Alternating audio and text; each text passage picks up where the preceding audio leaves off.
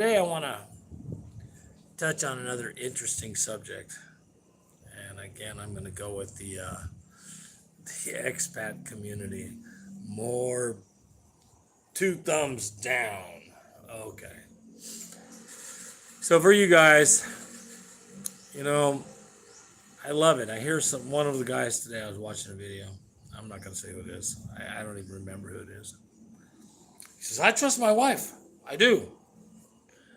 Yeah, like she pays the electric bill and the water bill and the store. We go to the store. She pays for it, and I trust her because when she comes to me and she says the electric bill is 300 pesos or 3,000 pesos, I give her 3,000 pesos, and I trust her. She goes and pays the bill. We go to the grocery store. She goes her way. I go my way. We meet in the middle. We get to the counter. They ring it up. I hand her the money. She pays the bill. She goes down, stands in line to pay the water bill, the phone bills. And I thought to myself, what? You're married. You trust her with your house. You trust her with your kids or kid. You trust her with your pecker, for that matter. But you can't trust her with your ATM card? What? I don't even keep a wallet on me. Matter of fact, I don't think I've seen my wallet in a month. My wife's got it. She packs it around. It's got my credit cards, ATM cards, my driver's license, my Philippine documents, everything's in there. I don't care. I don't need it. She pays the bills. Money goes into my account. She has access to the account. I don't even like her to tell me how much she's spending because I don't care.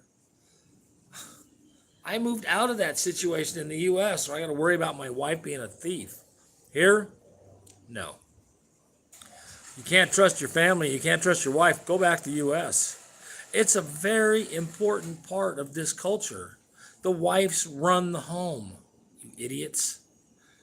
Not us. We don't run the house. Our job is to make money. Then we give it to the wife. Every Philippine man in this country takes his paycheck at the end of the week, and he gives it to his wife because they manage the money. When you think you're out, she's still got a couple 5,000 stashed somewhere. They don't run out. They take care of the bills. They take care of the house. That's their job. That's what they do in life. You want to stress over how much do you make? 2,000 a month? You're going to stress over that? Give it to her. It'll go 3 times farther than you can imagine. Have her give you an allowance. Not you give her an allowance. Have her give you an allowance. And your life will be a lot easier, guys.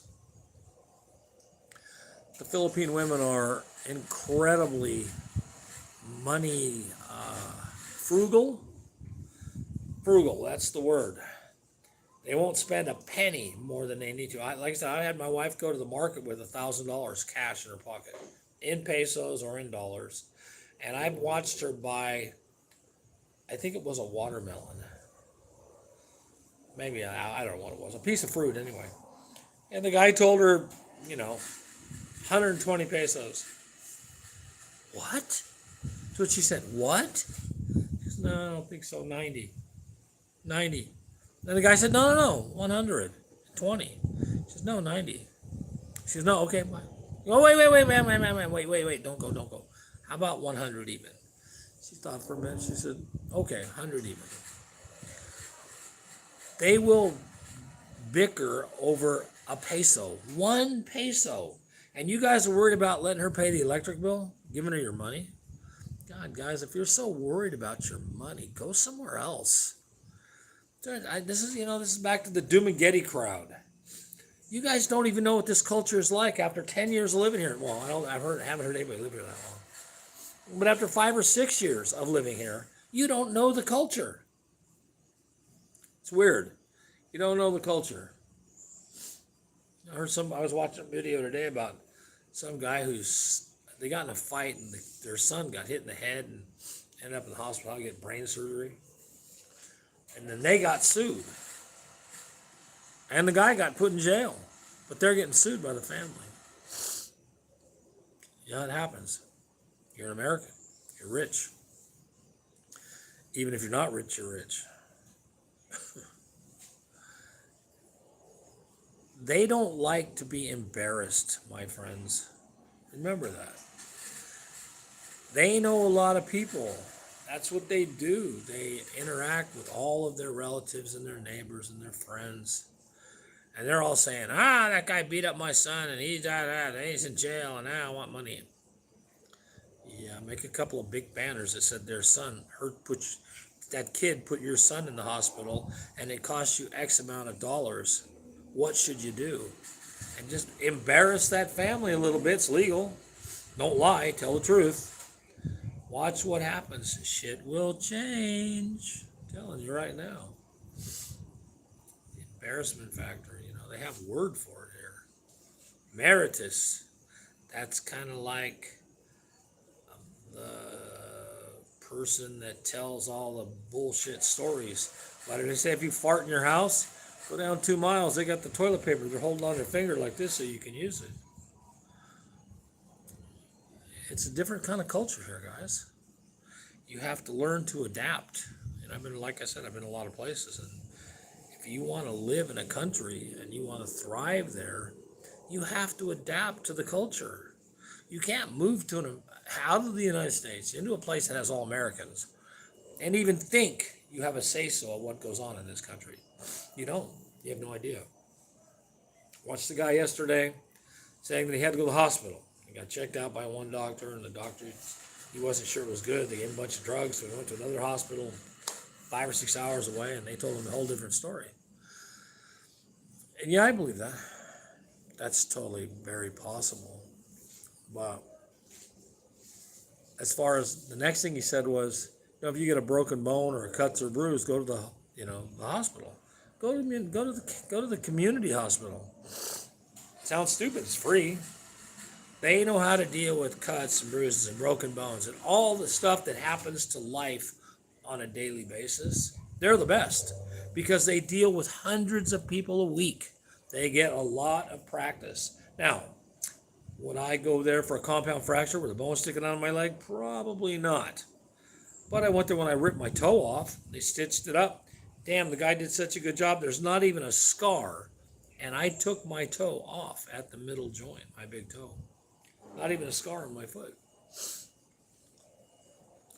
And it cost me nothing. Actually, I bought some new surgical equipment for the hospital. When I left, I spent, 10,000 pesos and bought them some stuff. So they had newer equipment because what they had there it was pretty bad. It was pretty bad, I gotta say. So you help out a little bit here and there, take them some stuff, make them, do a little bit for them. It won't hurt you, This country is very simple to live here, guys. You just have to mold in. Oh, I got another one for you that I just thought about.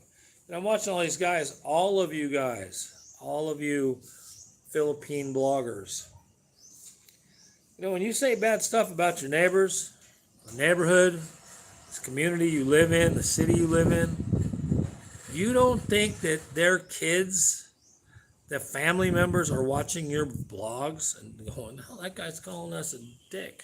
Look what that guy's doing. He's saying he doesn't like our dogs. Why doesn't he come tell us he doesn't like our dogs? Wow, he thinks we're walking on his property in the middle of the night. Wow, that's weird."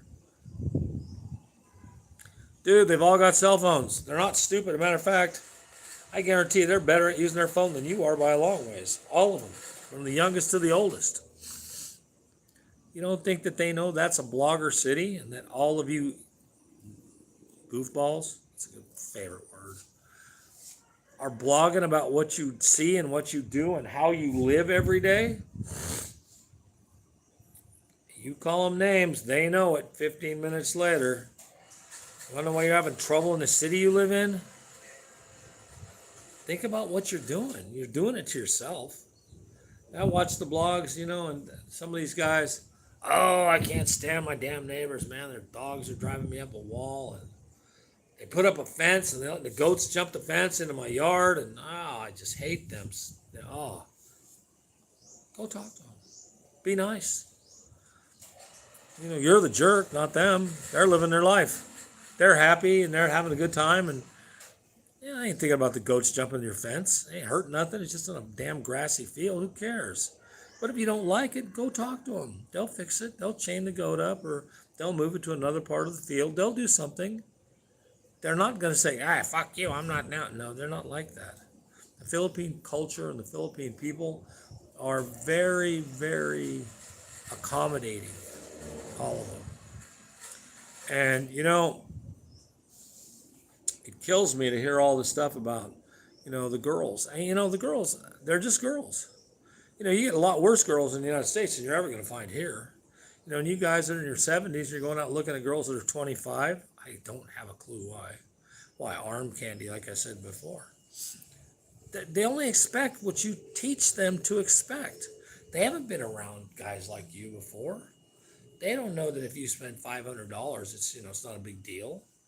That's a lot of money here. They average 800 pesos a day. My daughter is a licensed pharmacist in Watson's Pharmacy, and she makes about 1,000 pesos a day. A little more, a little less. And she's got a 4-year education at the best school I could put her in. And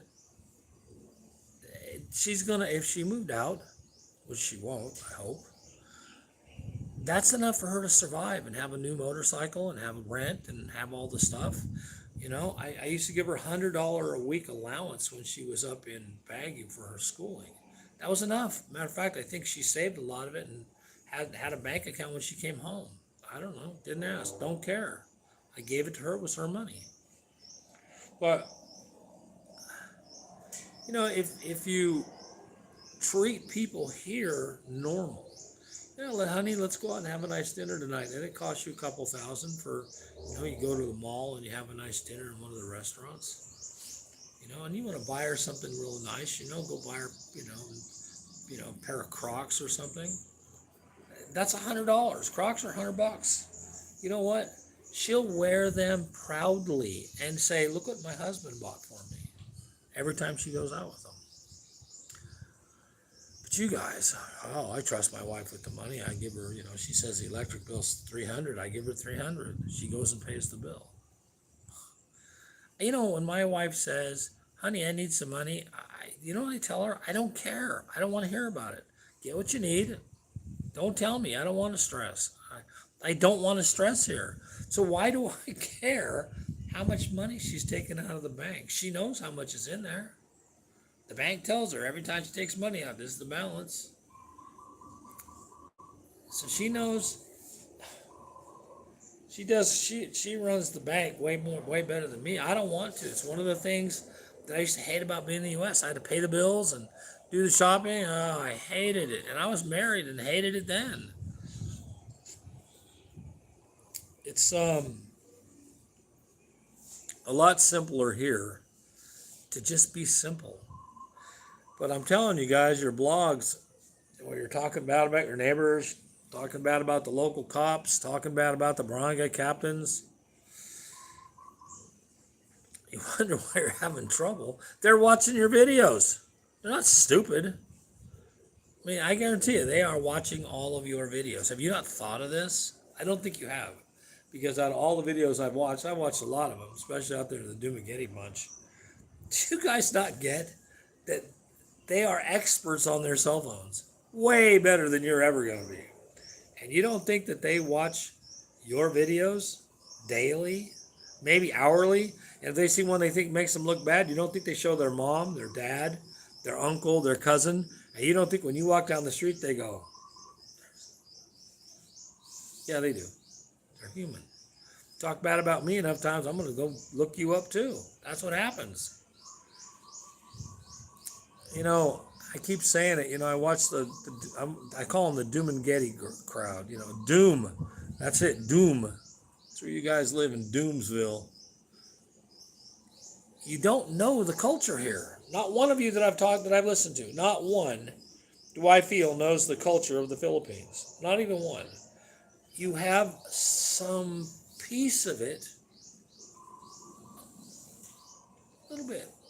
Do you know what it's like? No, you don't. I like the guy who says, well, if you don't like living in here, you should just go move into the shithole provinces where the crime's bad. I live in a province. I love it. There's no crime. It's clean. The people are nice. if somebody was to take something out of my house, here's to give you an instance, they either have to run across 5 acres of rice field. You can just imagine TV. Oh, we got a TV running through the rice field, or run down the only street out of here. Now all the neighbors know me, so run through the rice field or run through the driveway and out the road. You don't think one of my neighbors is going to say something to you or stop you or run over and tell me or call the police? More than likely. And you guys live in a city where I don't know what goes on there. I mean, I try and watch your city and see what's going on there, but I don't know. You don't trust the cops. You don't trust the neighbors. You don't trust the doctors. I mean, who do you trust? The gardener? Oh no, you don't trust the gardeners or the maids. That's right, I remember. Saw a video. They don't trust the gardener or the maid. You don't have drivers to drive you around. I don't know if that's a money issue or you just don't trust the drivers driving. They know how to drive better than you do here. It's kind of a strange thing to me, that you guys are so tripping. Oh, I gotta say, September 1st, first day of Christmas. It is the Burr month. And I gotta show you. Yes, we're already started our Christmas. We didn't take it down from last year, so we stayed ready all year. Yeah, we beat that one. That's the outside Christmas tree. We usually have at least 2, sometimes 3 trees on the property. And we have our snowman still down in the yard. We got to put the reindeer out and the Santa Claus and all the Christmas decorations all come back out now. We hang them up so we're Christmas oriented, And we have a good time with Christmas. It's fun, guys. Christmas is a ball here, and I don't know what it's like in Dumageddon. I'm going to imagine that you probably don't even relate to Christmas until, December. Put your Christmas tree up, take it down December, January 1, down comes the Christmas tree. Christmas season's over. We try and have Christmas here. We try and give all the neighborhood presents, even if it's some dumb little thing, a candle, or the kids get toys. It cost me $100. I don't care. Dump it out. Give it to the kids. We invite them all over. We sometimes watch movies on the walls. I got a projector. Take them upstairs and sit. We sit here, and I put movies on that wall over there behind the Christmas tree. And we have a screen that fits up on it, a big white screen. And we put a projector on the table and we turn it on to the stereo and we watch Christmas movies, The Night Before Christmas and Santa Claus and all those kind of, Frosty the Snowman. We watch those movies and let the little kids watch them and be happy. And we serve popcorn and Kool-Aid or Cokes or something like that. Nothing expensive. They sit around this table, holds about 25 or so kids, 30 kids probably. We have chairs and couches, and everybody can sit out here and watch the movie and have a good night, good day. It's fun. It's what makes life happy here. You guys are afraid of the Filipinos. Oh my God! You don't have any. I haven't seen one person in the videos talk about how nice their neighbors are, or how sweet the neighborhood children are. Maybe you don't have neighborhood children. Maybe that's why. Maybe it's all, old farts like me. Doing these weird blogs and, and doing the, hey, you're back. Well, I don't know who you are, but hey, welcome. If you don't subscribe, subscribe anyway and get a hold of me and say hello. And I'm saying hi back. I actually wasn't looking at the bottom of the screen to see if there's anybody talking to me. You guys, the Philippines is a wonderful place to live. It's a great place to retire. Especially, if the family's good, the family's good to you, which my family is really good to me. You can have a nice lifestyle, and I love the dog thing. Oh, the dogs are so noisy. I have 10 dogs. Yeah, at 6 o'clock in the morning every day, somebody starts moving next door. Every one of my dogs starts barking. And they're Huskies, Belgian Malinois, and Chihuahua. Oh my gosh, when my dogs start barking, you hear it a block away. Have I ever got a complaint from my neighbors? Nope, not one. The reason we have so many dogs is about 3 years ago, one of the neighborhood dogs came on my property, came in my house, and almost killed my Chihuahua. Tore her up really bad, broke her hip, just fucked her up. So I went to the neighbor and I said, you need to tie your dog up or put a fence up. It came in my house and almost killed my baby. And the guy said, no. Flat out, right to my face, he said no. I said, well, if you don't, I'm going to get a big dog. I said, my dog will be bigger and meaner than all your dogs, and we'll see what happens. He says, I don't care. And so it started. So we started off with a Belgian Malinois, then it was 2 and then 3, and then 4 actually. And that wasn't enough for us. We started on the Huskies. We got a Husky Belgian mix and then 2 Huskies. And then we got a new baby Husky that passed away 6 months after we got him. So we got a replacement for him, Mouse. It's the Mouse. And we have what they call an Askell, which is, I guess, a street dog here. So we have 10 dogs. And I have signs on my gate that say, stop trespassing, we're tired of hiding the bodies. And one of the signs says, my dogs can reach full run in 1.1 seconds. Can you make it to the gate that fast? So all of a sudden, there's no more dogs in the neighborhood. Everybody got rid of their big dogs because I told them, every Friday, I'm opening my gates, and my dogs are going to run free, just like your dogs do. Oh, that ended the problem right then. They're all terrified of my dogs. One of my dogs come out on a leash with me. They go in the house, lock all the doors, because I have big dogs. My dogs weigh 90 pounds. One of them weighs over 90 pounds. So you don't have to be stupid to have a good life here. Just outsmart people that you don't want to do what they're doing. Outsmart them. I do. And consequently have a nice life. And we had a guy behind us that gave me nothing but a hard time every time I turned around. I actually almost beat him up once. Old guy like me, wouldn't have been much of a fight. Then about 2 years ago or a year and a half ago, I said, this is stupid. I don't want to have neighbors that aren't friends. So I went and made up. Big me. Shook his hand and said, you know what? We don't need to be like this anymore, man. We're old, fuck it. Let's just be friends. And I've helped him out a few times with different things. And so now it's all better. That fixed that problem. And I honestly think that you guys, most of the problems that you have in the Philippines is only because of you. It's not your neighbors. They live here. They know the culture. You guys have no idea about living here. And the hospitals. I've been to the hospital a few times. It cost me $0. I had an operation on my foot once, and I had my toe reconnected. I don't know. I don't do drugs, so they can give me any kind of pills they want. I'll do what I want to do.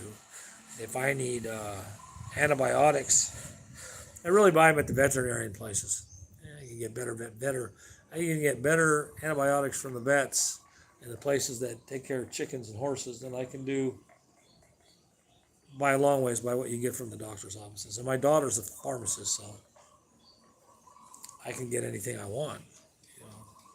Why would I not? I don't believe in it. I just don't think that what you can get from the pharmacy is that good when the pharmacy, animals, you give animals tetracycline that you get from the pharmacist, the animal will die. But yet you can give animals the same power, tetracycline or amoxicillin or ampicillin, from the vet place or from where they sell the chicken stuff. The chicken will get over it sick and not die. Why is that? If our medicine is so good, why does it kill the animals? Why is it that I can take tetracycline for koi fish, for fish, toss it in my koi tank, and the koi get over their fin rot? But if I take a tetracycline that I'm supposed to take and throw it in there, all the fish will die in an hour. They're dead. Got to make you wonder, why would you take? Well, that's a whole nother story. I don't know. That's a whole nother thing. I'm my own man, my own way. I've done that for 40 years, 35 years. I haven't been to a doctor, like for a checkup. I don't know. 30 years, 27 years, I don't know. Don't remember. I honestly don't remember last time I went to the doc and said, Doc, stick your finger in my butt, see if it's okay.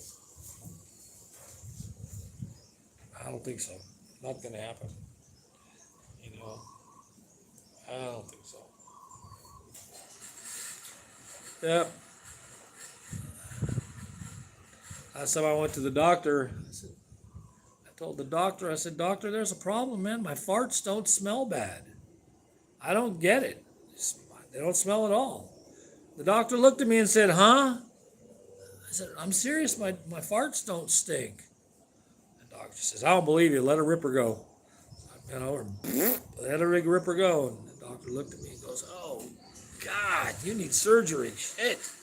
I said, What, on my butt? He says, On your nose. Yeah, that's funny. I like that one. That was a good joke. Anyway, guys, subscribe to my channel if you want to. Don't if you don't. It's up to you. I don't do this for money. I do this because I think that the community needs this. They need people like me to lay it on the line and tell you what's real and what's not real. You don't need these bloggers that are putting clickbait on to get you to watch their crap that's full of crap anyway. I watch it because it's entertaining so I can laugh at it so I can make my next video and say how crappy it is. But I try and keep it real and keep it honest, and that's what I want. I think the bloggers should reevaluate what they're doing. Well, they can't because they don't know. So that's the whole thing. They live out in places where they live around all these other damn Americans and they don't really know the culture here. I know the culture. They don't have a clue. They don't. I'll bet you there isn't one of those bloggers that's ever eaten balut. Not one. They open that egg up and go, oh my God. Balut's good. I like it. My wife was amazed. I said, yeah, bring it home. Let's try it. Oh man, this is good. Get some more for tomorrow. I've eaten it a few times. I like it. It's not gross or nasty. To me, it tastes good. I don't know. I put a little hot sauce on it. Eat it up. And there's a few things I don't like. I don't like the chicken feet. And I have my reasons. You know, my wife loves chicken feet. And I'm like, honey, those feet walk around chicken shit every day. Every day of their life. Do you honestly think they can clean enough of it out? So you're not eating chicken crap? I don't think so. And intestines? You know, you got a piece of intestine about that long that they put on a stick. And one end is at the top and one end is at the bottom. And I can't tell which is which, and I'm not eating that end. So I'm not into the intestinal stuff. But and fish balls. That's another amazing thing. What kind of fish has balls that big? I've never seen one. They sell them in the market here. They cooked fish balls. You gotta wonder about some of these things in the Philippines. Talk about telling stories. Man, that's got to be a damn big fish, as far as I can tell. But anyway, that's enough of my nonsense now at the end. It's 28 minutes. Man, I make these long ones, don't I? I don't say shit. You guys, if you like it, subscribe to the channel. I'll see you again. I may see you again later today. Hell, I don't know. Whenever I get a bug up my butt from watching the Doom and Getty crowd. Some of these other fools. Anyway, I watch them and I go, I just can't, in my head, fathom this. I got to go do this, let you guys see it. Anyway, have a good afternoon and enjoy your Christmas season if you're in the Philippines. Merry Christmas to you. And we'll see how Christmas sets up this year. I will keep you advised of how my wife and myself set up our Christmas house. When it's done, we have Christmas lights and Christmas trees and Christmas packages, and we have Christmas for the kids and movies and everything we can think of to make Christmas season good for everybody. And I hope you guys all have a good Christmas too. Bye now.